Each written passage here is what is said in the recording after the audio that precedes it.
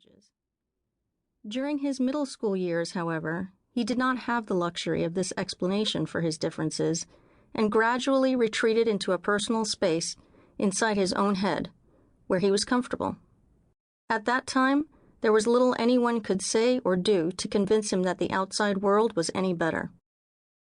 Finally, when he was 14, Blaise was accepted into a school that would end up changing his life in a very positive way. The Surrey School, which he writes about with such fondness in these pages, is a very small, very special school, and I mean special in a good way here, whose student population just hasn't been able to thrive in public school for a number of different reasons. Not everyone wanted to be there. There were students who felt that being in a special school made them into outcasts, or who weren't comfortable in such a small school where there were always eyes watching what they were up to. But many more students were like Blaise, hungry for a place where they were accepted for who they were and allowed to learn in an environment that encouraged them to achieve and grow. Almost immediately, Blaise started coming out of his protective shell and interacting with other people, students, teachers, counselors, in a meaningful way. Instead of just shutting down when someone asked him a question or called him on weird behavior, he was forced, gently of course, to actually respond, to share his thoughts and feelings, and to take responsibility for his actions. For the first time in his life, he was forming relationships with people who weren't his own family members. He was inside a social circle instead of wandering around the periphery looking in. At around the same time, Blaise started writing in earnest. He'd always enjoyed making lists, writing songs, and jotting down stories, but now he was starting to write about himself and what was going on around him. I'd always encouraged him to do this, so he was never shy about showing me what he'd written or asking me for feedback on what I read.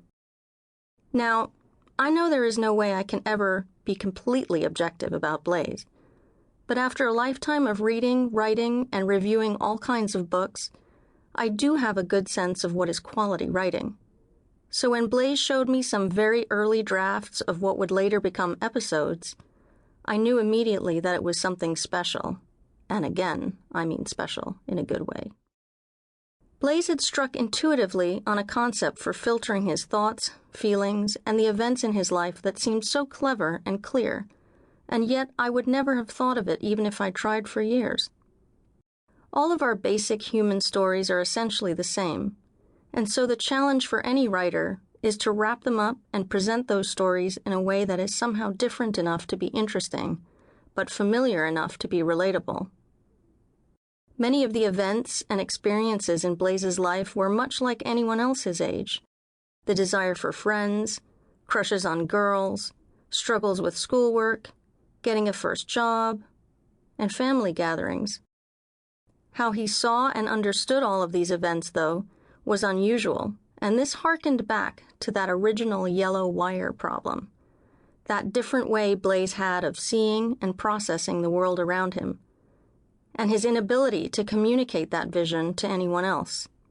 But with episodes, Blaise had found a way to do just that.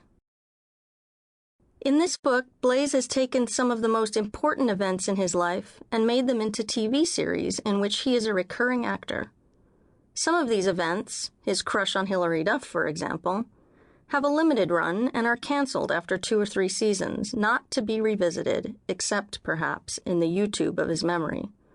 Some, like family gatherings at Thanksgiving, are a continuing series of specials and can be counted on to continue airing.